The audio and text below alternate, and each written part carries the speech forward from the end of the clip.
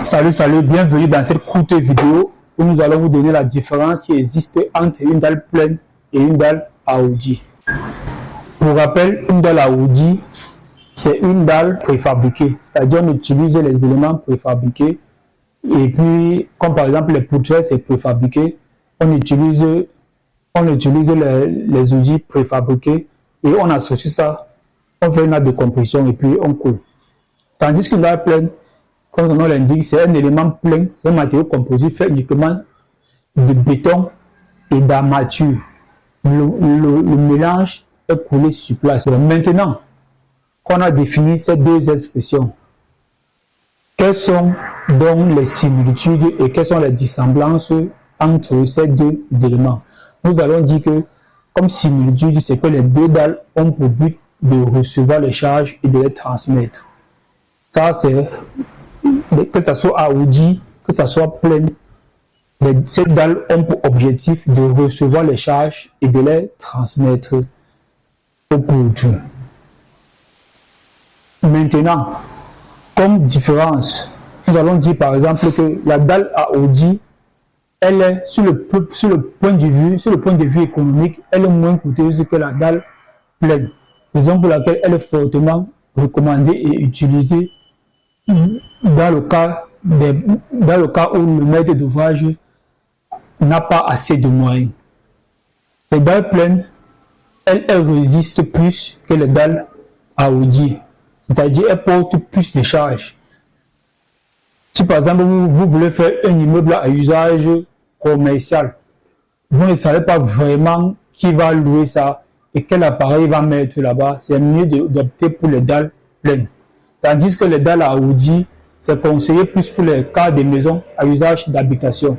Parce que dans une maison, on connaît exactement ce qu'on met. Ou alors on connaît à peu près ce qu'on met.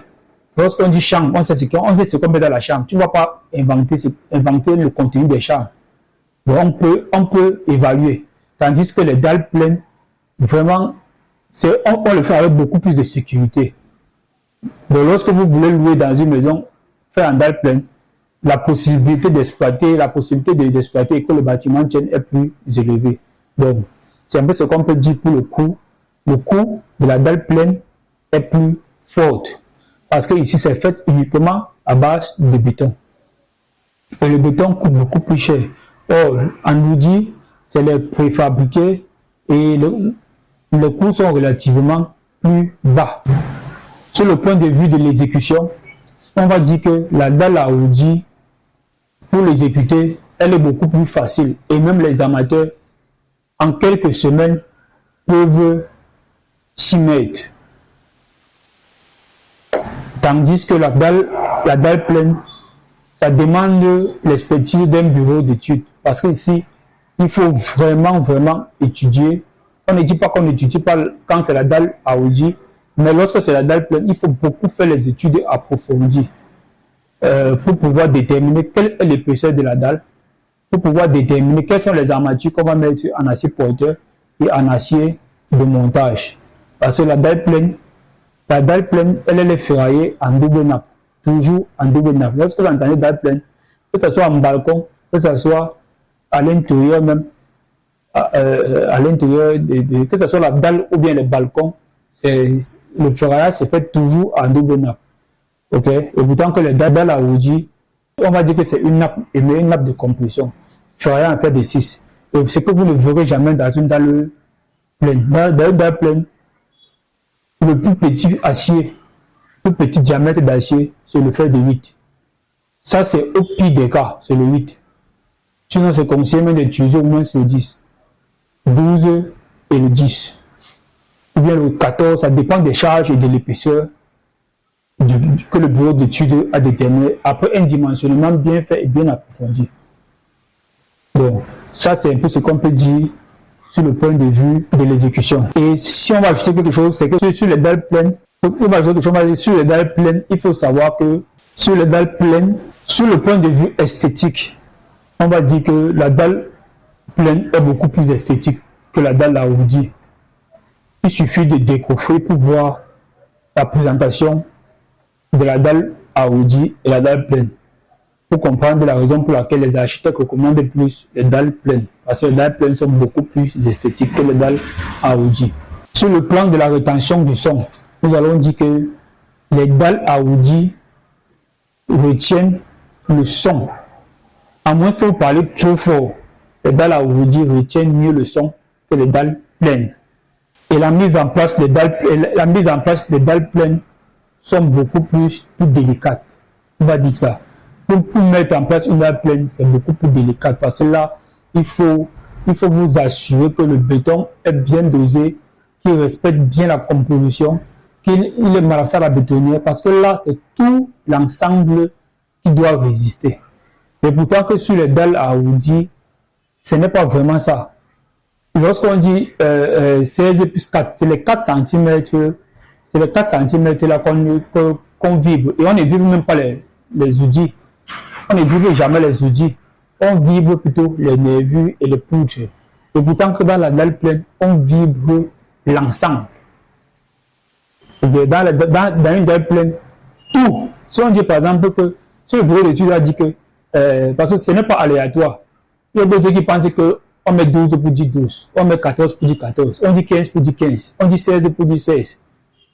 Faites attention, vous pouvez dire 16 comme ça que vous êtes en train de surdimensionner. Et si le client se rend compte, normalement, il peut vous porter plainte parce que vous l'avez fait perdre de l'argent. Tu ne veux pas faire une dalle épaisseur 16 parce que ça te plaît de faire épaisseur 16.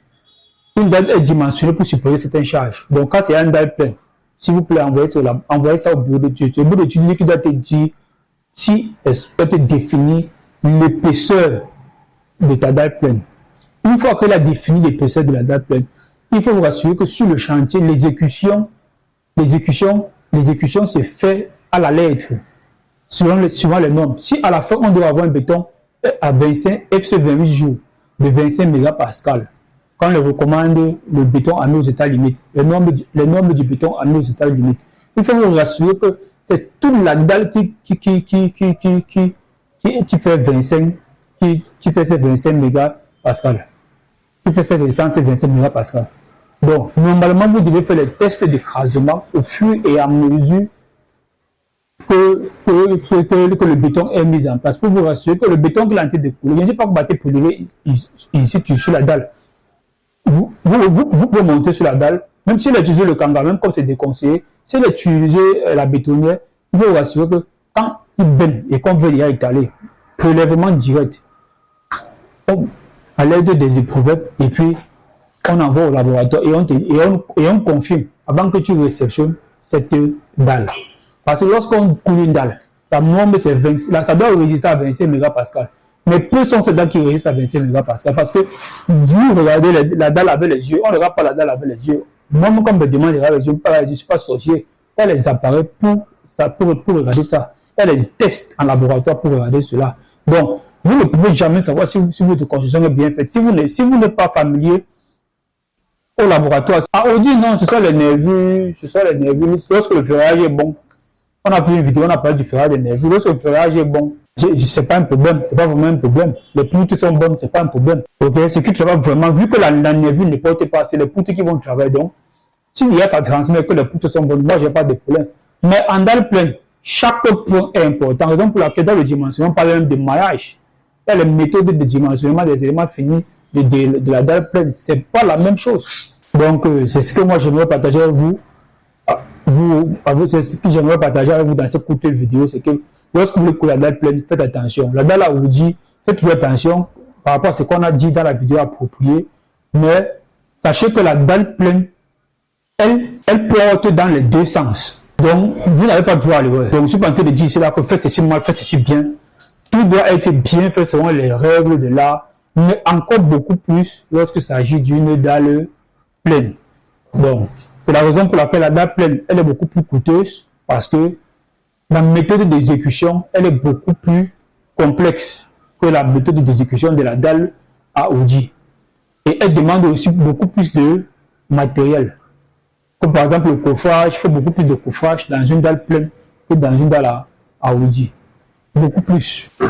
Donc si vous avez aimé cette vidéo, n'oubliez pas de nous contacter. Vous avez le numéro au bas de l'écran de tous vos projets. Nous sommes disponibles et nous recevons 7 jours sur 7 24 heures sur 24. Le numéro WhatsApp est disponible pour répondre à toutes vos questions, vos préoccupations. Lorsque vous n'avez pas compris quelque chose, n'oubliez pas de nous faire savoir, afin que nous puissions vous faire une vidéo pour pouvoir éclairer votre lanterne dessus.